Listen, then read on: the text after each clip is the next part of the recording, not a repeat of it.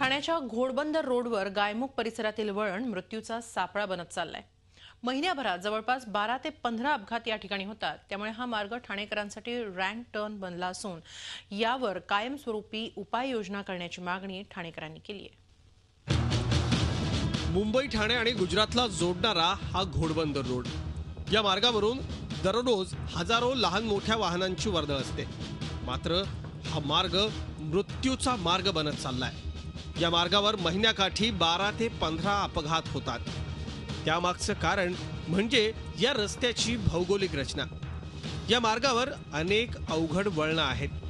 वाहन चालकांकडून वाहतुकीच्या नियमांचं दुर्लक्ष झाल्यास अपघात होतात।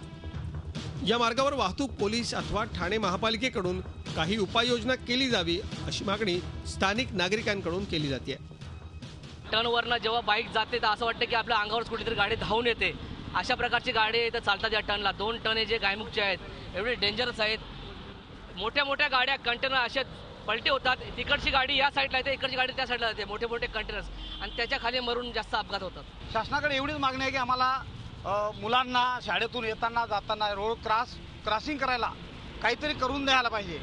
आणि वाहतुकीचे जे ट्रॅफिक वगैरे हवालदार तर आम्ही इथे कधी बघितलेच नाही। जेव्हा जास्त ट्रॅफिक झाली की तेव्हा येतात आणि मग जातात।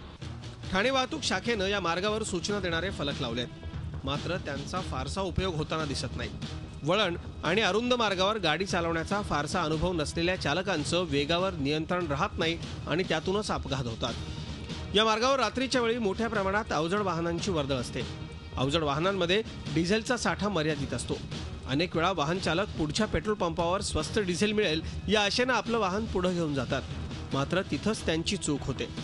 ते वाहन गायमुख परिसरातल्या चढावर येताच वाहनाच्या टँकरमधलं शिल्लक राहिलेलं अल्प इंधन इंजिनपर्यंत पोहोचत नाही।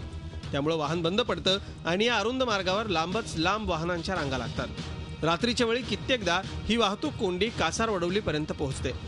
लवकर जाण्याच्या घाईत काही वाहन चालक विरुद्ध दिशेनं वाहन पुढे घेऊन जातात। अशा वेळी अपघात तर होणारच।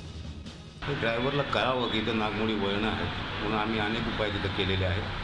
तिथं आम्ही रेट्रो रिफ्लेक्टिव्ह हे लावलेत नवीन प्रकारचे, जेणेकरून आम्ही थोडा जरी त्याच्यावर लाईट पडला तर ते मोठ्या प्रमाणात ग्लो होतं आणि त्यांना कळतं। तिथे शार्प टर्न आहे, तिथे आम्ही बोर्डसुद्धा लावलेले आहेत। ही सगळी परिस्थिती पाहता यावर कायमस्वरूपी उपाययोजना आखण्याची आवश्यकता आहे, अन्यथा या मार्गावरची वाहतूक कोंडी कधीच सुटणार नाही। कपिल राऊत, झी मीडिया, ठाणे। झी 24 तास रहा एक पाऊल पुढे।